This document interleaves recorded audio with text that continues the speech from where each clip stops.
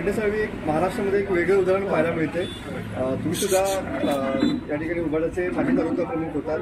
अशा वेळेला असून सुद्धा पक्षातले मतभेद विसरून दोस्तीचा एक अनोखा पायंडा तुम्ही पाडलेला पाहायला मिळतो। काय सांगाल? शुभेच्छासाठी तुम्ही गोसाहेबांच्या शुभेच्छासाठी खास इथे आलात। मी काली बोललो होतो, आजी तुमच्या समोर बोलला की राजकारणाच्या पलीकडची जी दोस्ती आहे, दोस्ती ज्यावेळी व्यवस्थित असते तेव्हा राजकारण पण सगळं व्यवस्थित होतं। शेखर गोसाळे जवळजवळ 30 वर्षापासूनचे माझे दोस्त आहेत। आज ते शिवसेनेचे तालुका प्रमुख झाले, मी शिवसेनेचा माजी तालुका प्रमुख आहे। मी तुम्हाला एकच फक्त गोष्ट सांगणार आहे, या तालुक्यामध्ये जेवढे तालुका प्रमुख होते त्यांचे मातोश्रीवरून आदेश येऊन त्यांना बाजूला करून वेगवेगळे तालुका प्रमुख झाले। असा एकमेव मी तालुका प्रमुख आहे की मी शिवसेनेच्या तालुका प्रमुखाचा राजीनामा देऊन मी बाजूला केलेला आहे। त्यामुळे शेखरला तालुका प्रमुख होण्यापूर्वी बंड्यासाहेबांनी शुभेच्छा दिल्या होत्या की नाही हे फक्त त्या शेखरच्या तोंडातून फक्त तुम्ही ऐका। शेखर काली दोस्त होता, आजी दोस्ती आणि उद्या माझा दोस्त राहणार। दोन वेगवेगळ्या पक्षांचे वेगवेगळे पदाधिकारी याच एका या शाखेला ऐतिहासिक महत्व आहे, कारण बाळासाहेबांच्या कारकिर्दीमध्ये शाखा सुरू झालेली होती। दोन्ही पक्षाचे नेते या ठिकाणी एकत्र बसून लोकांचे प्रश्न सोडवणार का?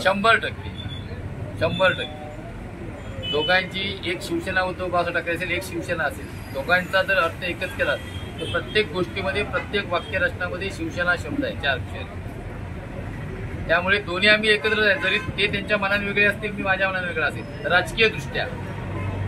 त्यामुळे आम्ही कोणी वेगळे नाही, जे राजकारण करण्यापेक्षा आम्ही जनतेचं समाजकारण या शाखेमध्ये बसून करणार। मी तालुका प्रमुख पदाचा कार्यभार घेतल्यानंतर शाखेत आला, तुमचे स्वागत झालं। तुमचे एकेकाचे सहकारी बंडाशेठ साहेब यांनी देखील तुमचं इथे स्वागत केलेलं आहे। काय सांगाल एकूणच या तुमच्या दोस्तीविषयी आणि एक शाखेतल्या मैत्रीसोबत? माझे ते सहकारी नव्हे आहेत, माझं ते त्यांचं मोठ्या भावाचं नातं आहे।